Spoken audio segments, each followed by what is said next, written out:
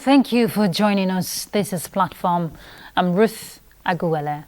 Community health workers play a pivotal role in building, or rather bridging, the gaps between communities and formal healthcare system.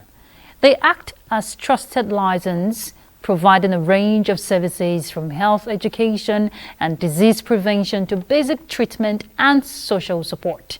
But oftentimes they're faced with challenges ranging from inadequate training, inefficient first-hand experience, social and cultural barriers. Now, these challenges affect their ability to effectively deliver healthcare services, particularly in remote and underserved areas. Now, sometimes the oversaturation of these community health workers who are not properly trained could put lives at risk. Now, this is where the Community Health Practitioners Board of Nigeria comes in. Established by Decree 61 of 1992 and now in Cap C19 Laws of the Federation of Nigeria 2004, the establishment of the board was informed by the need to regulate community health practice, which was consequent upon creation of a group of health practitioners, by providing training for community health officers, community health extension workers and junior community health extension workers. Now, that is professionals who serve in underserved and rural communities like basic health clinics, primary health centers, and comprehensive health centers. Now, with the board in place, ensuring regulation, you ask, how has the board fared in its quest towards improving standards of community health care in the country through regulations, teaching, learning, and practice of community health? Well, our focus on Platform is scaling up regulations of community health practice in Nigeria, and our guest is the Registrar and Chief Executive Officer of the Community Health Practitioners Registration Board of Nigeria, Dr. Bashir Idris. Thank you very much for joining us, Dr. Idris. Thank you for the privilege given to me.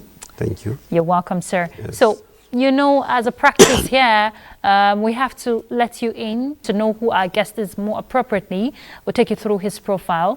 Dr. Idris has emerged as a transformational force in redefining the regulatory landscape of community health practice in Nigeria. And under his stewardship, the board has witnessed digital transformation, policy innovation, and institutional repositioning that aligns Nigeria's health regulatory framework with global best practice and the renewed hope agenda of the federal government. His academic trajectory includes advanced studies in community and public health from reputable institutions like the Ladoke Akintola University of Technology, University of Washington, and a doctorate in community health from the Miriam Abacha American University of Nigeria. Dr. Idris is a registered community health practitioner, a certified primary health care tutor, and a fellow of the Community Health Institute, the Institute of Health Sciences, Research and Administration, and the African Institute of Public Health Professionals.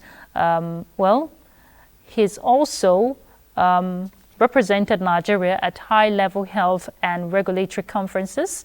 That's across United Kingdom, France, the United States, Dubai, Kenya, and Egypt, among others. He's done contributing his own quarter to the growth of community health practice in Nigeria. Thank you very much once again for joining us on Platform. Thank you very much.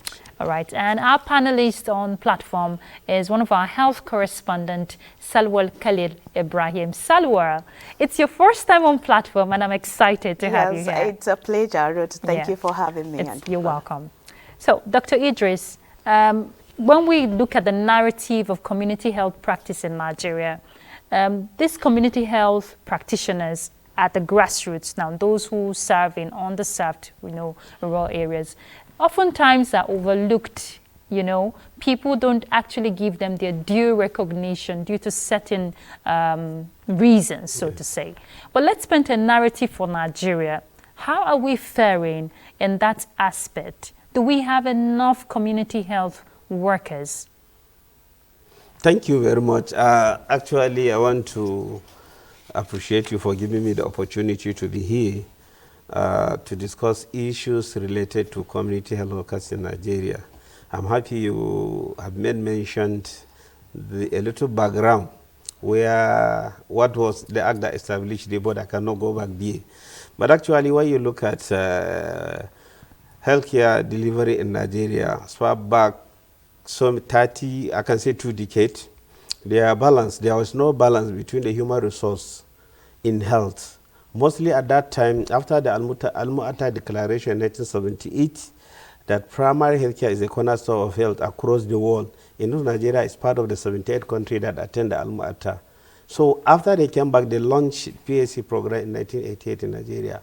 Looking at the primary healthcare, more of our population are in the rural area. Yeah. So to access health services, doctors, nurses, and other health-related field don't want to go to remote areas. That was given by to establish a community health program in Nigeria, whereby a policy was documented that every state must have school of health technology purposely to train community health workers. That is CHU, JCHU, CHU, and CHO, to bridge the gap. Because by background, a nurse has been trained to work in the secondary and the tertiary facility.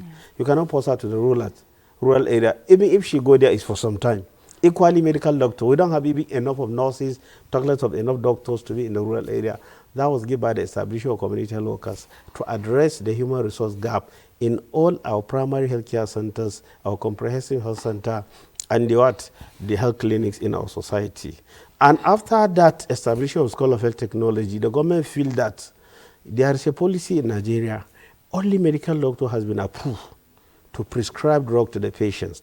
So if a community health worker has been established to train them in every school of health technology, after graduating, that was where we get the issue of our national standing order. Standing order is a legal document that allow community health worker to use in attending to patient and treat patient. Like doctors, they have names. Equally, as a worker, after medical doctors, it's only community health worker that has been allowed to prescribe drug to the patient in our PSC in the absence of a doctor. So look at how community health worker, the history come to. And now I can tell you in Nigeria, there's no any health clinic, no any PSC you go, you will not see community health workers. And basically, they are to address issues of preventive, promotive, and curative healthcare services. Cases like immunizations, antenatal, receiving delivery. Recently, last year, we have updated our training curriculum. Community worker is a skilled attendant. He can receive delivery by our training curriculum, by our legal framework. That's the national standing order that allow him. And even in Nigeria, there are this issue of tax shifting policy that has been domiciled in Nigerian health system.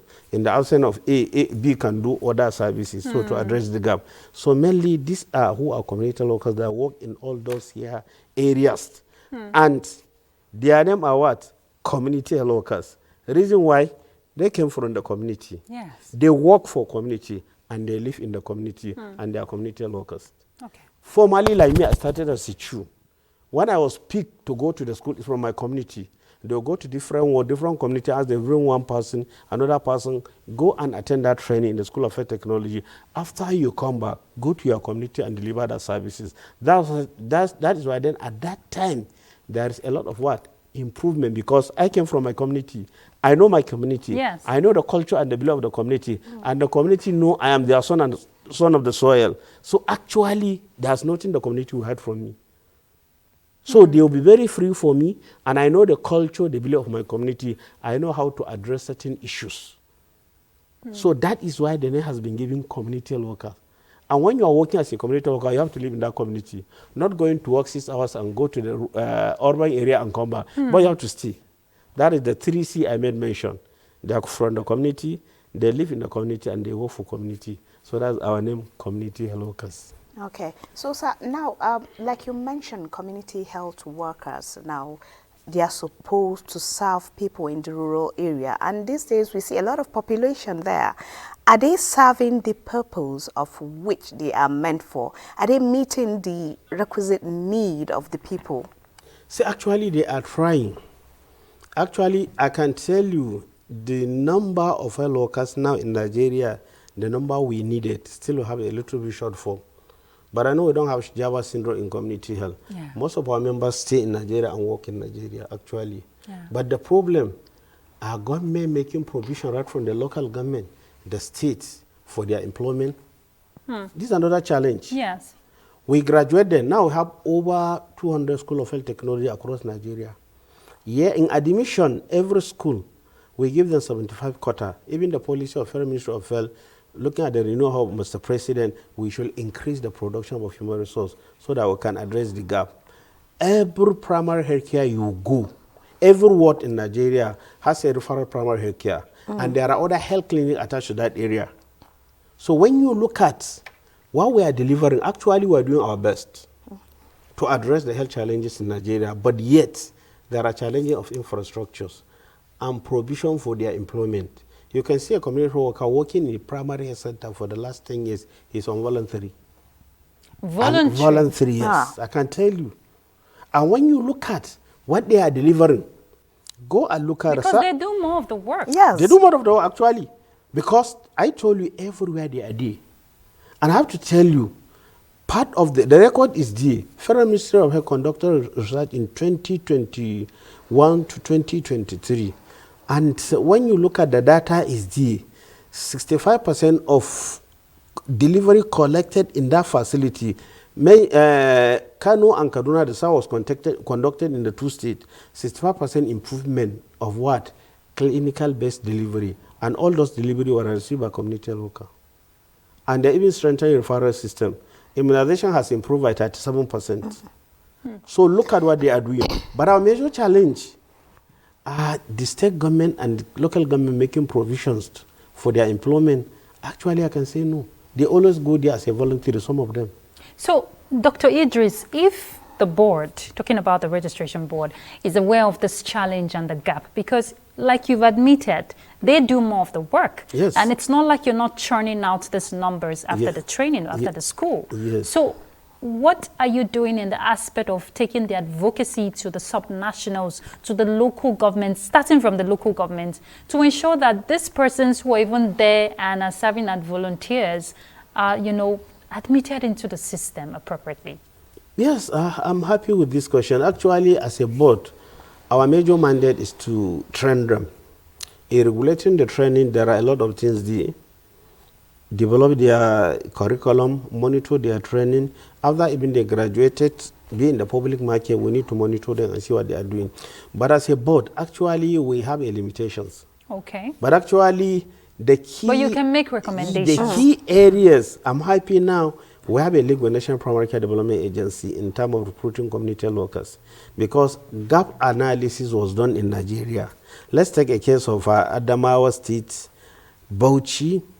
By the calculation we made, human resource, that's community local, let me be specific, they need about 12,000 plus. Wow. But at that stand, they don't have up to 3,000 community workers working in that area.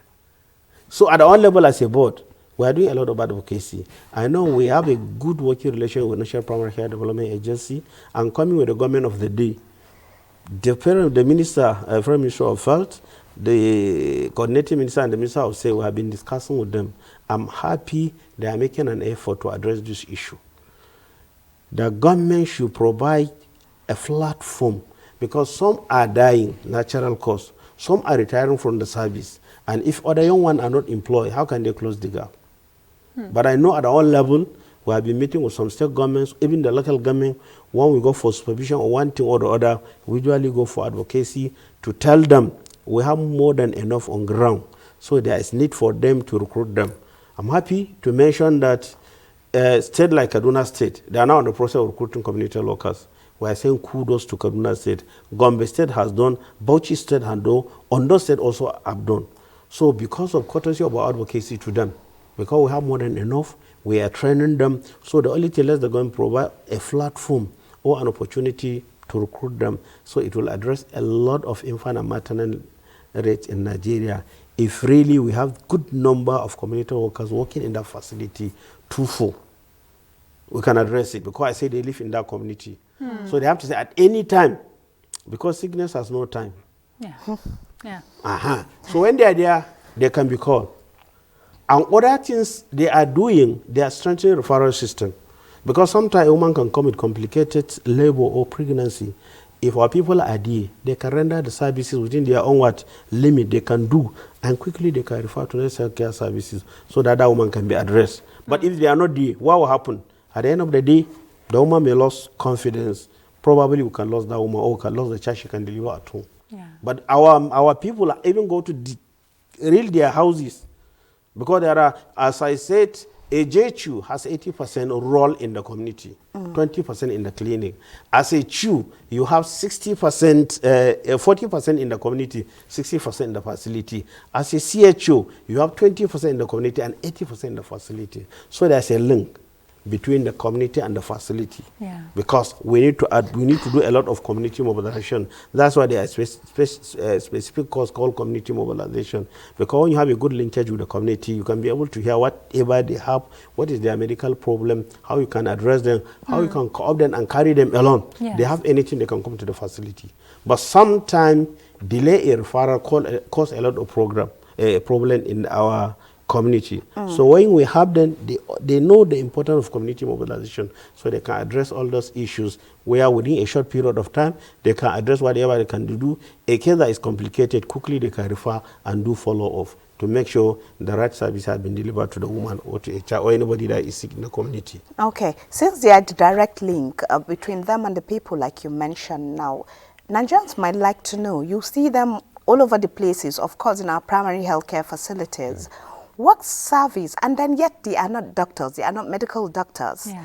Nigeria, I'd like to know, what are their specific jobs? What are they supposed to do? What is their limit? You also spoke about the curriculum. You might like to give us an insight into what your curriculum. Especially the limits you mentioned. Yes. So you don't assume that they can they are do medical all doctors. things. Yes. As a community health workers, you have a borderline.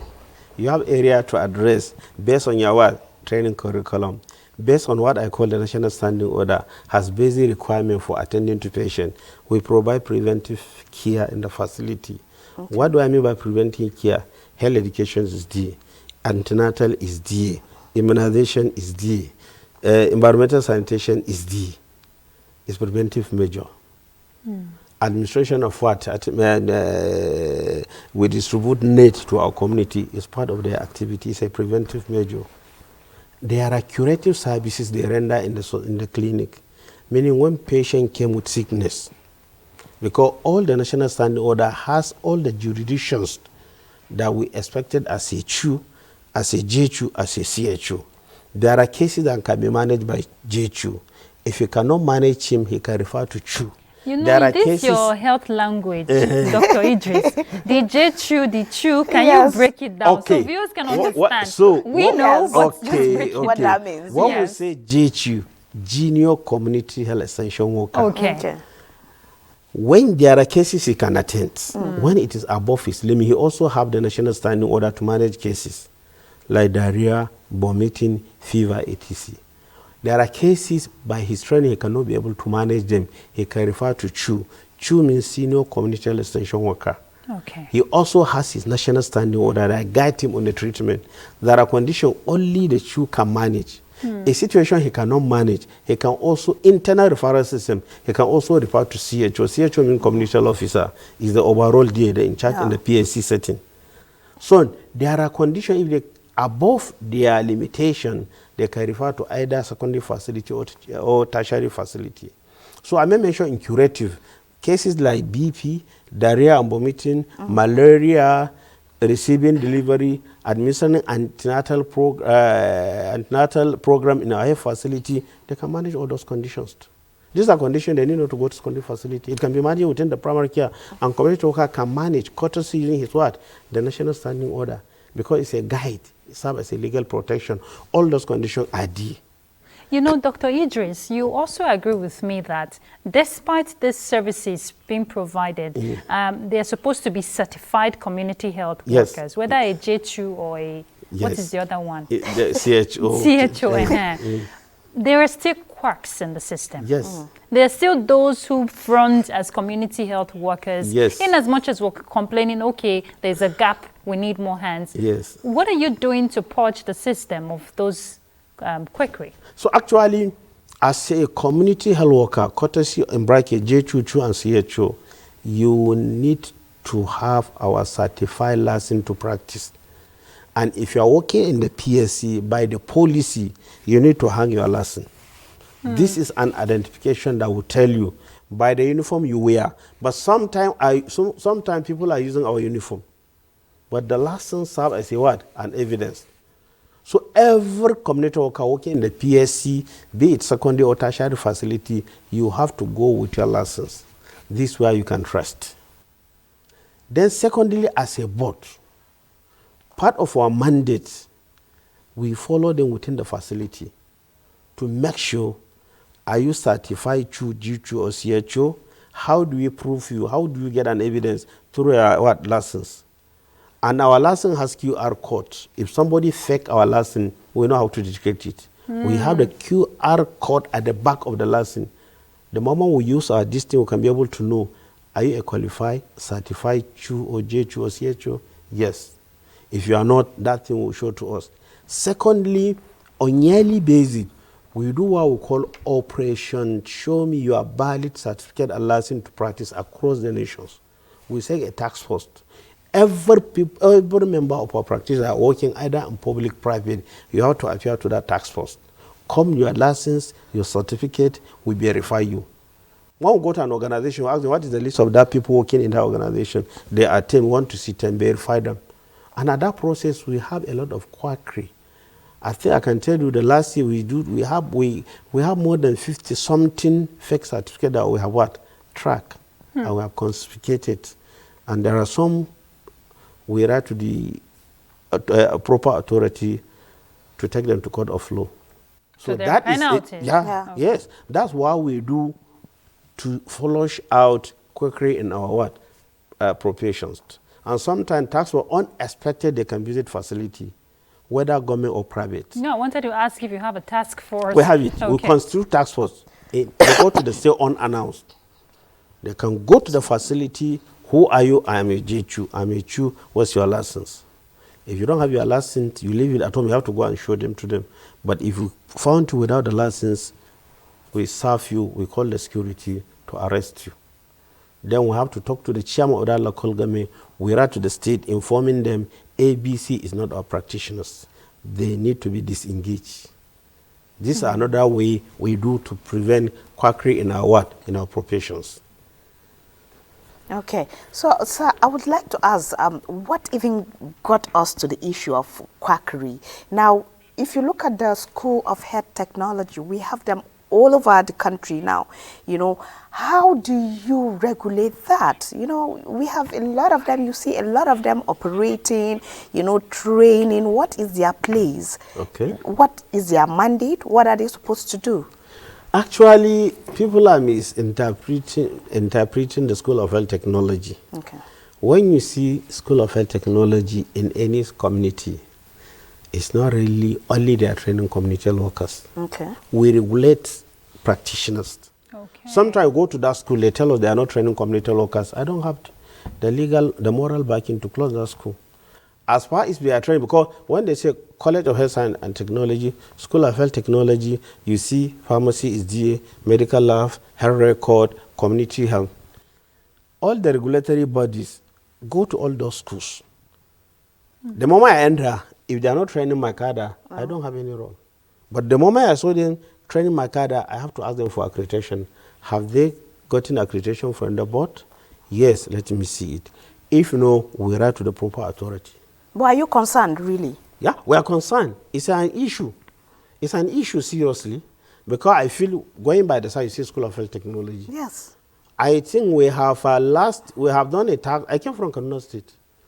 I think the last we visited the state, we said a tax was over 50 unaccredited School of Technology we dictated in Kaduna State.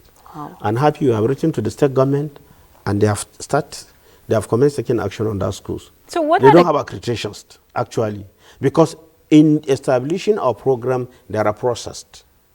So that's what I want to ask. Yeah, what are the standards to meet this criteria? You need to write to the board. Okay. When you write to the board with the intention you want to establish that school and train our cadre, we reply you and attach our guidelines. You need to have A, B, C, and D. Part of the requirement, there are many, but I'll mention part. You need to have about 10 hectares of land. You need to have CSC registration. You need to have letters of no objection from the state you are operating.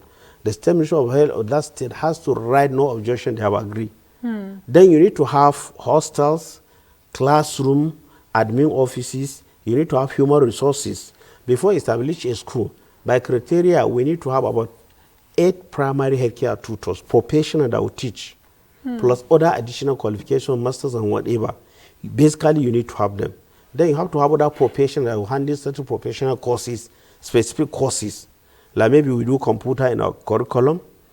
There are courses, reproductive health, there are other things. So we need to have people that are professional in that area to lecture in that area. These are the human resources. You have to provide them. And we have to see them, employing them. They have the basic requirement. Check all their credentials.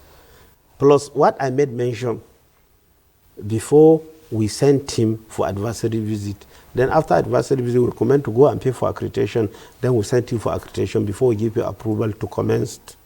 But sometimes you see school. When we go to that school, somebody will tell you he is training auxiliary nurse. I don't have business with him. Because he's not training my cadre. But these are challenges we have been advocating to the government, to the people in the community. Anybody that come and establish School of Health Technology, please, the community will say it's the development somebody is bringing to their society. But they don't draw the line. Fine, that's why we said, but we always ask them, go to him, you are most welcome. Please, do you have the valid document? If they are not literate, they should go to the health department of their local government. Somebody want to operate this thing, you are more versed in that profession, please come, we want him to present those documents. Because these are the documents we need to have. Yeah. If not, then they will be training people that will be killing them in their society. Because the formal training, the requirement for those training, those schools have it, and somebody that will be substandard will come and lecture the student. At the end of the day, half-baked student will produce. And they will be killing people. Because they are the ones who would work with the community members. Yes. But people believe anybody that wear white uniform is a doctor. Anyway, that's our major challenge. That's our concern. Proliferation of unaccredited school of technology in Nigeria is worrisome. But at our own as a board, we have a limitation. We're doing our own. We have been closing a lot of schools. Even if we give you accreditations, we do what we call spot checking. When we go for spot checking, we show you there are gaps. Because some of the schools do what we call window dressing when we are coming. They even borrow material, they improvise lecturers, they arrange things, window dressing. When we come, we see everything is good, we give you. What we do spot checking unannounced. After we're giving you, we can decide after a month, 2 months, 3 months, we can send our team. Unannounced, they will go. But you're saying it now, Dr. Idris, they can hear you. Yes. But we know how to catch them. So that's how we do. So a lot of schools, we will do our accreditation.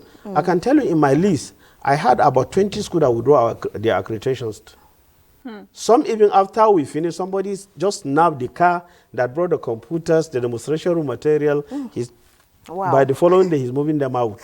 That's why we said when we come to the school, you need to engrave all your material. Even if it's chair, this table belongs to your school, write the name of the school. That's another policy we said. Engrave it in every of their requirement. Because sometimes that's what they do. And we say, if you don't know another way, we can think of another way to at least. But these are serious issues. But I'm happy we have been doing our best to address those issues. But you know, this is Nigeria, 36 states. And the FCT. And FCT. So and our human resources is not, when do I go to Ibadan, go to Kano, go to Maiduguri? That's what I just wanted to ask you, Dr. Idris. The manpower, the capacity to carry out this mandate. The manpower actually is another challenge. Though we have offices in our geopolitical. And now we're establishing liaison offices in all the states for proximity in terms of what? Monitoring. All the 6 geopolitical will have our offices. In Kano, in Akure, in Enugu, in Maiduguri, and in Ilorin. These are our geopolitical offices. And now we're advocating to have more human resource in our headquarters. So now we have cluster states, like we have cluster Katsina and Kaduna, we have liaison office. We have cluster Plateau and Nasarawa, we have liaison office in Nasarawa. So this is what we have done for proximity, for effective monitoring of all the schools. So you're everywhere? Yeah. We have to try to be there, but we're not everywhere. Okay. We are trying to, at least our presence should be filled in all the states. So if there are any complaints, you can easily go and report. Then we can swing into action from the headquarters here. Okay, don't you think also deploying the use of ICT, or do you have a website where people, Nigerians, you know, who are concerned about the authenticity of your members or these schools they can go to, they can just go, click, and then find out what is, you know, Yes, right? we have our portal, our website. Okay. We have our dashboard for all practitioners in Nigeria and all the school in Nigeria. Just get into our portal. When you requested for accredited school in Nigeria, based on state, geopolitical, the whole nation, you get to do. So that's why anybody want to enroll your child, just go to our board, Okay. www.community health practice registration board. When you click in, you see all the list will update. The moment we delete a school, we go and delete it from our website, Okay. so you can be able to access the. Dr. Idris, we'll pick up with the conversation. We have to take a break. We'll be back. Stay tuned. What are we doing as a nation to first of all settle our teeming populace, especially the NTA's political package with a third eye on the nation's political scene. I am Fisa Ogunfuyi. Welcome. You have to be very careful giving space to people who are obviously sponsored to further the agenda of some other groups. There's a lot of questions. A lot of questions in a closed door sessions. Some of these issues, some of the problems bedeviling of their In fact, between June 1st and July 17, 19-point-something billion has left the coffers of the NDDC. I can say my constituency, they need everything because we don't have anything.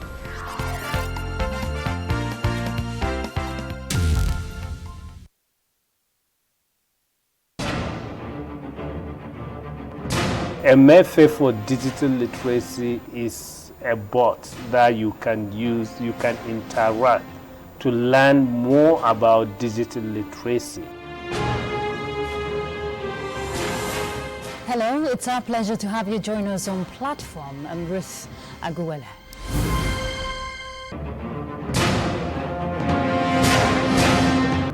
What is the yardstick for measuring everybody's moral integrity? It's critical at this point in time.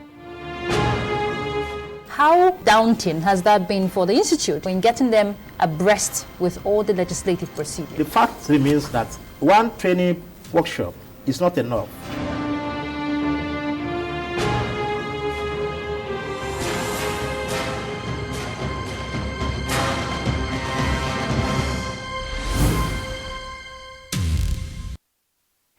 Thank you for staying tuned. The conversation is on scaling up community health practice in Nigeria, talking about the regulation, actually, scaling up regulation. Dr. Idris, Salwa asked a question on innovative means, you know, to overhaul certain aspects. But let's also look at the part of training and retraining of your members, because it's very important. Yes. Systems evolve, practices evolve. So is there room for retraining? Let's say I'm a J-Chu. I'm a community health worker. I like the abbreviation actually. Yeah. So what happens after a certain period? Do they come back, to enhance their skill and capacity? Okay. Yeah. Thank you very much. In terms of training of our practitioners, when I came as a registrar last 2 years, we need to look at a lot of areas to address the training gap. Most especially in medicine, 1 + 1 is not 2. But in arithmetic, 1 + 1 is 2. Of course. Why do I say this? In medicine, when you have fever, the sign and symptom that I may have is not the same sign and symptom Yes. you have, meaning there are differences. And medicine is dynamic. I was trained to manage malaria with chloroquine 30 years when I was in the school. Now, do you use chloroquine for managing malaria? So things are changing. It's even out of the market. I'm sure some young people don't even know what Don't is even know chloroquine. it. And secondly, I don't know, they didn't tell me COVID-19 when I was in the school. Now COVID-19 has come. So meaning medicine is dynamic, it's changing. There are a lot of new public emergency that come. So on that aspect, that's why when we sit down, on every 5 years, we expected to review our training curriculum. When I came, we spent about 10 years without review. We thank God we have reviewed our training curriculum for the JHU, for the CHU, for the CHU, and for the BSc. We even established PGD program. We have PGD Education Community Health. we have PGD community mental health, we have PGD ENT, we have PGD primary eye care, we have PGD community mental health care. These are professionalism. So we review our curriculum, we review our standing order. The standing order is a document we use in addressing disease condition in the PSC. The last 15 years was no review. When I came, I thank God I have reviewed it. We launched it last year. So look at part of the training. And we have signed MOU with MBTE and NUC. Now our nomenclature will soon change from professional diploma to national diploma to HND. We have the national diploma curriculum, the HND curriculum, if you want to go there. We equally have our Bachelor of Science Community Health curriculum. We have started BSc program. So all those curriculum was reviewed and updated. Understanding also was reviewed and updated. This is part of the training. And another part, we make it mandatory for our members. Before you renew your license, you have to attend MCPDP, Mandatory Professional Development Program. You have to attend capacity building, 2 different workshops. It's part of the criteria for renewal license. Okay. As a JHU, as a CHU, as a CHU. As a tutor, you have to attend about 3 training. Because our tutors conduct our national exam, that's what we're about to commence now. Before you go, you have to attend that training. So look at areas of capacity building. And we make it geopolitical and the state. For now, we have Community Institute. We have empowered them. Now they are moving all the state. It's mandatory. Because when you refuse to attend that training, we can see you. When you come to renew us, we can ask you. Because all the registration of the training is online. Yeah. We automated our system. You can renew your license at the comfort of your bedroom. Within 10 minutes, when you come to the board, you can renew your license. Because when I came, production of license are contracted outside. I said, no. I procure all the equipment. Yeah. When you come to my office, 10 minutes, just to verify your result, that will even take time. If you go and fake the certificate, already in our dashboard, during registration, you register online. Your name is there, you have your number. So you cannot be able to fake us. The moment when you upload, the system will come and check the number and the certificate. Is it genuine? System, when you automated your system, then it would allow you to renew your license. Just a follow-up to that, Yes. Dr. Idris. I'm just curious. Now, a community health worker who is practicing already, Yes. let's say 5 years on, Yes. then how do you monitor that person's progress? How do you ensure that they come back for a retraining to get acquainted with the trends involved? Okay. As a JHU, it's a certificate. Before, now your national diploma. When you graduated, there are a period of time after you serve your employee, you need to upgrade. Because when you didn't come to upgrade your knowledge, it would add negative advantage to your promotion. Because you reach a bar, they will tell you, I need the next certificate. If you don't have it, it's a problem. So many as a JHU, you need to go and get your CHU. As a CHU, after you graduate, you need to get your CHU. Even if you refuse to come, you go for promotion. That's why they can track you. Yeah. Well, these community health workers, they do more of practical work. Yes. Yes. They are there with the community Yes. people. So would they be exempted, some of them based on experience? Does that count? Based on the hard work they put into the system? To come for their training? Well, if they haven't gone for the training. Yes. Because part of our advocacy, when we go to the state government and the chairman, we also advocating for allowing for retraining. Retraining is key to improve performance. Because new ideas, new development, new research has been attained. So we're advocating not to allow. Some even government are even giving them, when you spend 3-4 years, you need to go to school. You need to go to school. But sometimes you cannot say everybody must go to the school. This is another challenge.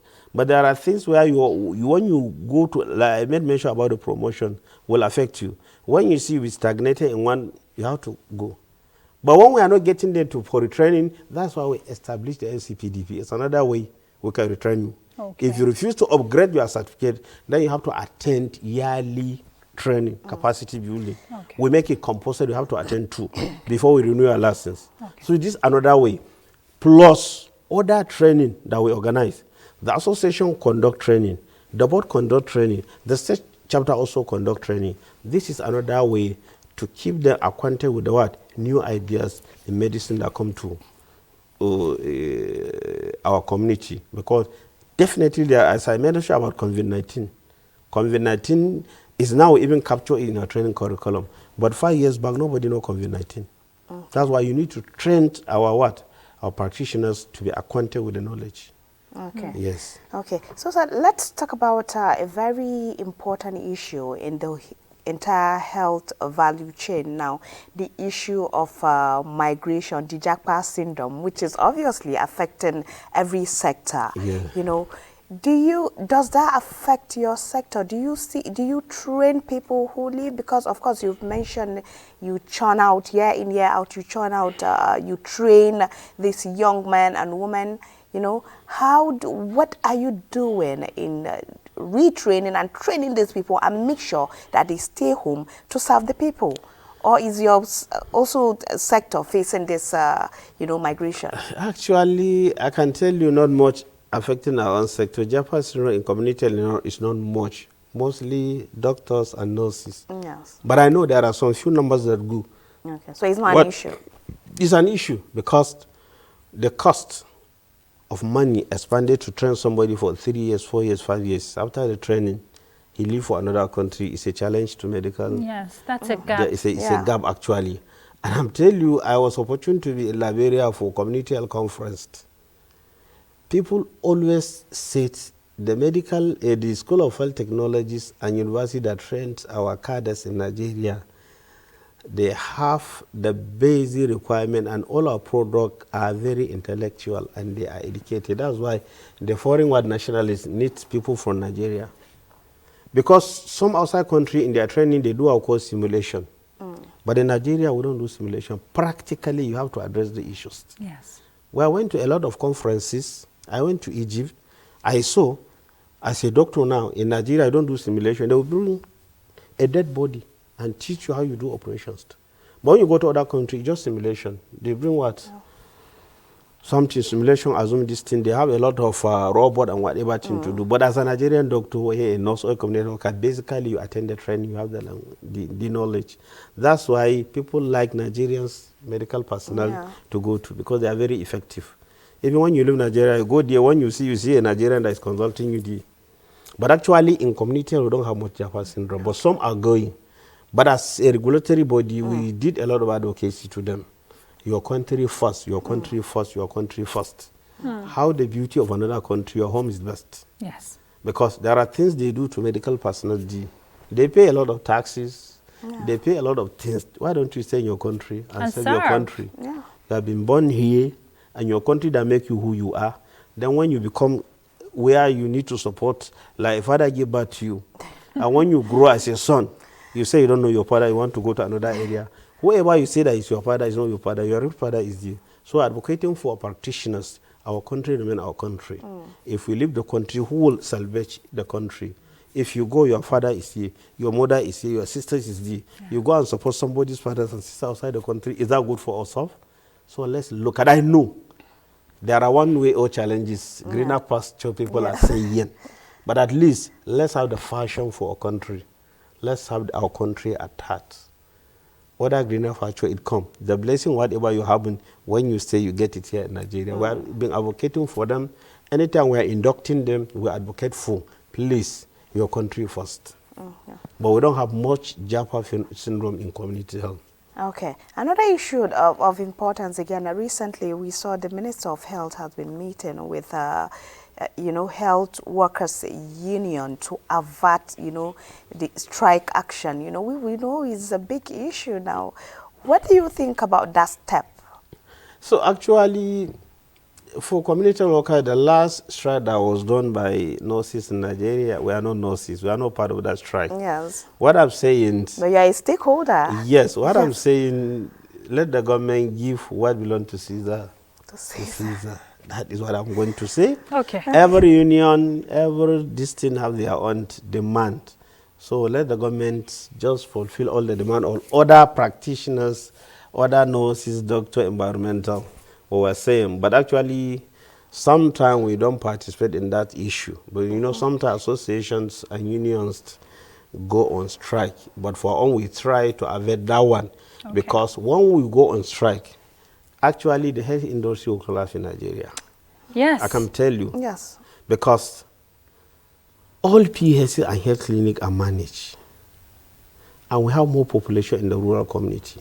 Let's say we close all the health clinic. I look at even if somebody from the village, somebody, let's say from a village, transporting patients to the urban or teaching hospital, look at the cost. He has to transport, cost of transportation, he has to go there, cost of living in teaching hospital, he has to buy food for his patient, for himself. But when you come to the PHC, there are cases you can manage. And these community health workers play a crucial role. Of course. I remember sometime last year, Dr. Idris, there was a national standing order that was unveiled for community health practitioners, you know, as a way to standardize and elevate quality of healthcare provision at the primary healthcare level. What would you say is the level of compliance? Actually, we thank God our members are complying with that one because we've done a lot of training. And I want to tell you, even in a 2 or 3 months, we're going to launch the mobile app of the standing order. Because after doing the hard copy, we are digitalizing our system. Let's go online. So now we are even about completing converting the hard copy standing order into mobile app. How it will look like is the handset we are using. All the S-office in managing patient will be there. And it's another way we can track utilization. Yes. Because when you come to renew your license, we can look at your name, your license number. Are you using the standing order in managing client? It will track utilizations. Because the app will make it in this way. How you can access the app is through your license number. The moment your license is expired, you cannot be able to have access the app. And we can update the app without even spending much money. If there are new development, we only make it and send to the portal. It can automatically automate it. When you open, you see it. So within 2 months, we are hoping to launch the mobile app standing order that will be used. Another way we track utilization of the national standing order is during our spot checking and monitoring evaluations. It's compulsory. The first thing we ask when we go to the facility, we go to the consultation room, where is the standing order? And the way if people are using the standing order, you can see. It's a hard copy because every time you open, you can see. And we go unannounced. And any health clinic or facility we don't see standing order, we have to query that staff. We even go to the local government and report social facility are managing patient. Because standing orders serve as a legal protection to our practitioners. Peradventure, you go on your own prescribed drug. If the patient dies, you go to the court of law. They can jail you. Yes. But when you use the standing order, it's a legal protection for you. But I'm happy people are using the standing order. We are making a lot of advocacy, a lot of checking. Apart from us, we encourage the local government, because they are more closer in the health facility, to set a task force. Our members in the association also they participated in assessing so that we can make sure our members are using the standing order. So very briefly, Dr. Idris, we're winding down. What's your message to community health workers out there? They put in so much. What do you want to see evolve over time in the country? Okay. What I'm going to tell my practitioners, always think community health worker. Always ensure you respect the ethic and etiquette of the professions. Have passion for your professions and treat people within the word ethical conduct. You get it right. Because that word that the patient will tell you, thank you, God bless you, it go a long way. So ethics and etiquette of the profession should be strictly utilized in our PSC. Wearing uniform, punctuality, using standing order, cases that you cannot manage, refer it. Don't go beyond your border. You are not a doctor. you have a limitation. Okay. So let's take a report quackery. And lastly, to the community. Anybody that comes to their community to open schemes and telling his community local demand for your license. Anybody want to operate School of Faith Technology in your community, demand for accreditation letter. Yeah. If you need to get school that have accreditation, go to our website. It's there. Every day we update it. Okay. Every day we update it. Okay. Thank you so much, Dr. Bashir Idris. I'm afraid we have to leave the conversation there. I feel your passion, you know, in seeing that community health practice is duly regulated and upskilled in the country. Thank you so much. You're welcome. And well done to what you're doing.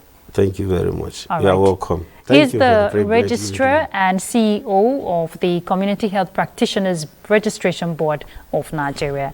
And we also want to thank Salwal Khalil Ibrahim, one of our health correspondents. Thank you for your contribution on platform. You're welcome. It's always a pleasure, Ruth. Always a pleasure to have you. All right, so the conversation has been on ways to upskill the regulations of community health practice in the country. Now, as a J2 or a CHU, you have been called to serve. So let that service be a demonstration of patriotism for your country. And for us who are not the J2 or the CHU, that's the community health workers, let us show respect to these community health workers who put in so much sacrifice to see that society is well. And that's Platform. I'm Ruth Aguwele. Bye.